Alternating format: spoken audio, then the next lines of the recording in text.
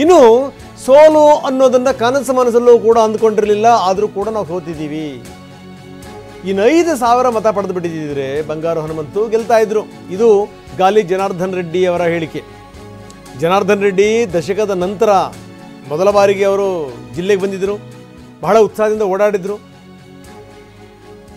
ಜೊತೆಗೆ ಅವ್ರು ಹೇಳ್ತಾರೆ, CM ಸೇರಿದಂತೆ ದೊಡ್ಡ ದೊಡ್ಡ ನಾಯಕರುಗಳು ಪಂಚಾಯಿತಿ ಮಟ್ಟಕ್ಕೂ ಬಂದು ಪ್ರಚಾರ ಮಾಡಿದ್ದಿದ್ದಿಲ್ಲ, ಅದು ಜೊತೆಗೆ 100 ಕೋಟಿನ ಸುರಿದಿದ್ದಾರೆ. ಹಣ ಅಧಿಕಾರ ಬಳಸ್ಕೊಂಡು ಕಾಂಗ್ರೆಸ್ ಇಲ್ಲಿ ಗೆಲುವನ್ನು ಕಂಡಿದೆ ಅಂತ ಆರೋಪಿಸ್ತಾರೆ ಜನಾರ್ದನ್ ರೆಡ್ಡಿ. ಬನ್ನಿ ನಮ್ಮ ಪ್ರತಿನಿಧಿ ಜೊತೆಗೆ ಮಾತಾಡಿದರೆ ಜನಾರ್ದನ್ ರೆಡ್ಡಿ ಏನು ಹೇಳಿದ್ರು ನೋಡೋಣ. ಅವರಿಗೆ ಮೊದಲನೇದಾಗಿ ಸಂಡೂರಿಗೆ ತಾವು ಉಸ್ತುವಾರಿಯನ್ನು ವಹಿಸ್ಕೊಂಡಿದ್ರಿ, ಮುಂದಾಳತ್ವವನ್ನು ವಹಿಸ್ಕೊಂಡಿದ್ರಿ. ಸಂಡೂರಲ್ಲಿ BJP ಸೋತಿದೆ, ಇದ್ರ ಬಗ್ಗೆ ತಮ್ಮ ಅನಿಸಿಕೆ ಯಾವ ಕಾರಣಕ್ಕೆ ಸೋತ? ನೋಡಿ, ತಮಗೆಲ್ಲ ಗೊತ್ತಿರೋವಂಥದ್ದು, ಯಾವತ್ತು ಇಲ್ಲಿ ಸಂಡೂರಲ್ಲಿ ಭಾರತೀಯ ಜನತಾ ಪಕ್ಷ ಗೆಲ್ಲುವಂಥ ಒಂದು ವಾತಾವರಣ ನಿರ್ಮಾಣ ಆಗಿದೆ ಅಂದ ತಕ್ಷಣ ಈ ರಾಜ್ಯದ ಮುಖ್ಯಮಂತ್ರಿಗಳಾದ ಸಿದ್ದರಾಮಯ್ಯನವರೇ ಬಂದು 4 ದಿವಸಗಳ ಕಾಲ ಇಲ್ಲಿ ಪಂಚಾಯಿತಿ ಮಟ್ಟಕ್ಕೆ ಹೋಗಿ ಅವರು ಪ್ರಚಾರ ಮಾಡಿರೋದು ಒಂದು. ಇನ್ನೊಂದು, ಹಣ ಯಾವ ರೀತಿ ಅಂದರೆ 22 ಸಚಿವರು ಬಂದು ಒಂದು ಹಣದ ಒಂದು ದೊಡ್ಡ ಪ್ರಮಾಣದ ಮಳೆಯನ್ನೇ ಸುರಿಸಿದ್ರು ಅಂತ ನಾನು ಹೇಳಬೇಕಾಗುತ್ತೆ.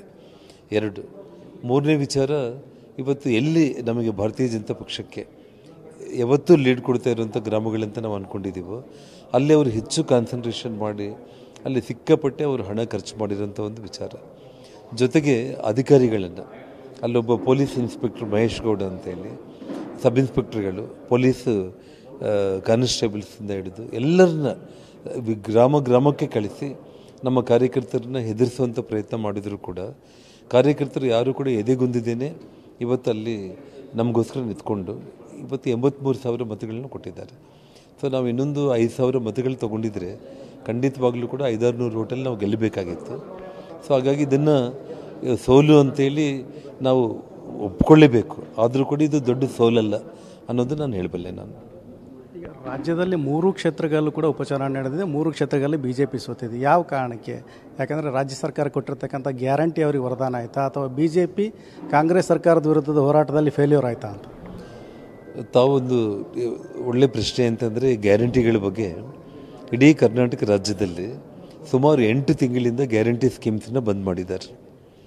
ಇದ್ದಕ್ಕಿದ್ದಂಗೆ ಚನ್ನಪಟ್ಟಣ, ಸಿಗ್ಗಾವಿ ಮತ್ತು ಸಂಡೂರು ಈ 3 ವಿಧಾನಸಭಾ ಕ್ಷೇತ್ರಗಳಲ್ಲಿ ನಾಳೆ ಬೆಳಿಗ್ಗೆ ಮತದಾನ ಚಲಾಯಿಸಬೇಕು ಅಂತಂದರೆ ಆ ಮುಂಚೆ ದಿನ ಸುಮಾರು 3 ಕಂತುಗಳಂದರೆ ಒಬ್ಬೊಬ್ಬ ಮಹಿಳೆಗೆ 6,000 ರೂಪಾಯಿ ಅಮೌಂಟನ್ನು ಹಾಕೋದ್ರ ಮೂಲಕ ಇದು ಒಂದು ಅಂದರೆ ಗ್ಯಾರಂಟಿ ಅಮೌಂಟ್ಗಳನ್ನು ಕೇವಲ ಈ 3 ವಿಧಾನಸಭಾ ಕ್ಷೇತ್ರಗಳಿಗೆ ಕೊಡೋದು ಒಂದು ಕಡೆ, ಇನ್ನೊಂದು ಕಡೆ ಅಧಿಕಾರಿ ಯಂತ್ರಾಂಗನ ಸಂಪೂರ್ಣ ದುರುಪಯೋಗ ಮಾಡಿಕೊಂಡಿರುವಂಥದ್ದು.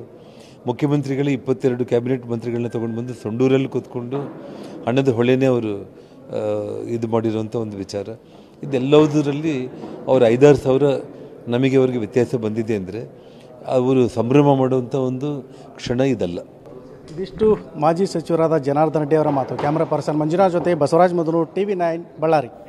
ಇನ್ನು 5,000 ಮತಗಳನ್ನು ಪಡೆದಿದ್ದರೆ ಸ್ಥಿತಿಗತಿಗಳೇ ಬೇರೆ ರೀತಿಯಲ್ಲಿ ಇರ್ತಾ ಇತ್ತು ಅನ್ನುವಂಥ ಮಾತನ್ನು ಜನಾರ್ದನ್ ರೆಡ್ಡಿ ಹೇಳಿದರು.